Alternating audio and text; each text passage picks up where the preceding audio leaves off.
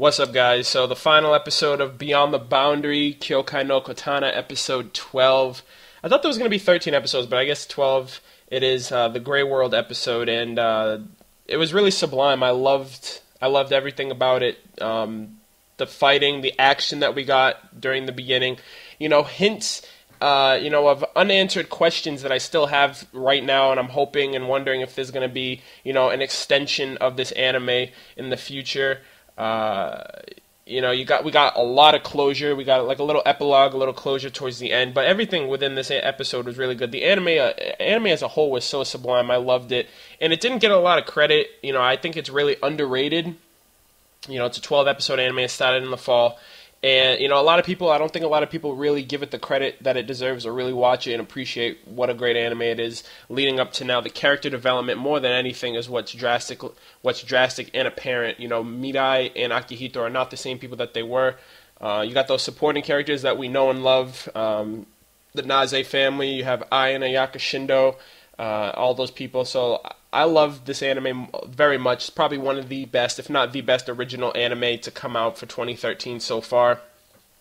And, this episode, too, is really good. You got a lot of action at the beginning. Mirai, Akihito going up, fighting the Beyond the Boundary core, trying to, relieve whatever it's trying to do. And I thought it was weird that it snows. It was snowing the whole time. I think the snow kind of dampened the animation a bit this episode, just because it was a lot of fast, fluid movement, and the snow is really blurring my, making it really hard to watch some of the scenes because it was just so fast paced. But no, nothing too serious. I do have a few questions as to where, if this is the end all be all of the anime or not, because there's a few questions, a lot of things that really poked out at me and left me wanting a little bit more from this anime. First off, Akihito's mother. She's a very mysterious character throughout the anime since the anime came out. She's been warning Akihito about the Hollow Shadow, about the Calm, and even more so now, she came in person to let him know about Beyond the Boundary, what it's really about, and she knows a lot of information, and it's like, she still didn't give us what we wanted. Her time here was cut short, and she ended up making an escape. So, and she mentions to Akihito too. She's like, I know. He asks her, he's like, hey, I want you to tell me a lot about myself, and I feel like she knows a lot. And I feel like Akihito's father is one of the main pivotal, focal points for the information that we need.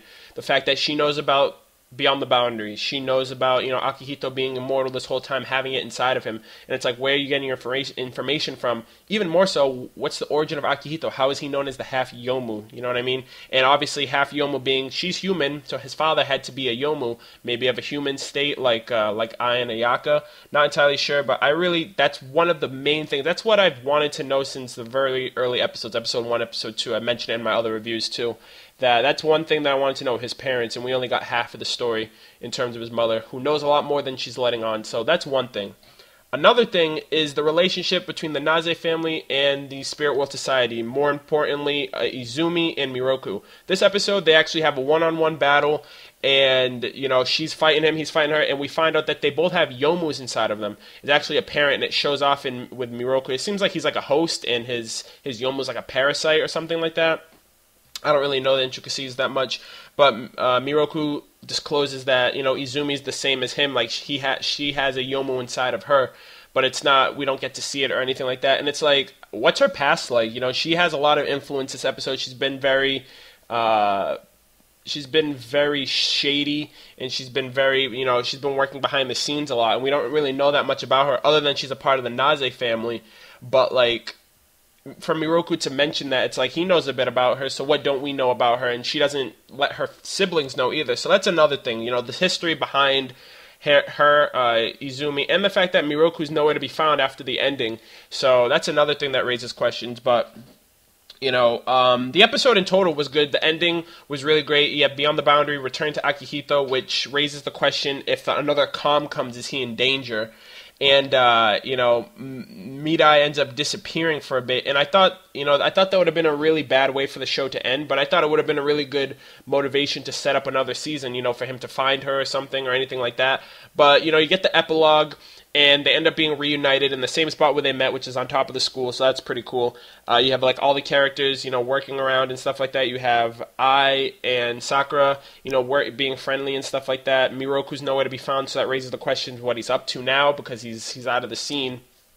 Izumi, Hiromi is taking over from the Naze family, which leaves the question, what's Izumi up to, and all that other stuff. But the closure was really great. The fact that you have Akihito and Mirai together, her acknowledging Akihito's feelings towards her. Essentially, they love each other.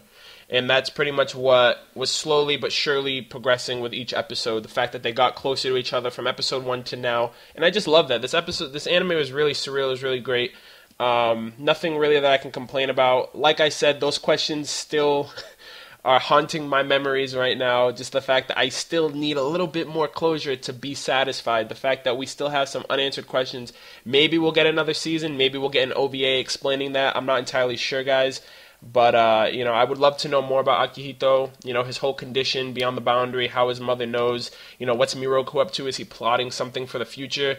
Izumi's past. I'd love to know more about her as a character, especially since, she worked a lot behind the scenes during this anime. But let me know what you guys thought. This was an amazing anime, literally the best that I've seen so far out of the originals to come out for the 2013 season. But let me know what you guys thought in the comments down below. Be sure to like this video if you enjoyed Beyond the Boundary anime as a whole. Be sure to like as well, and subscribe to my channel if you haven't already.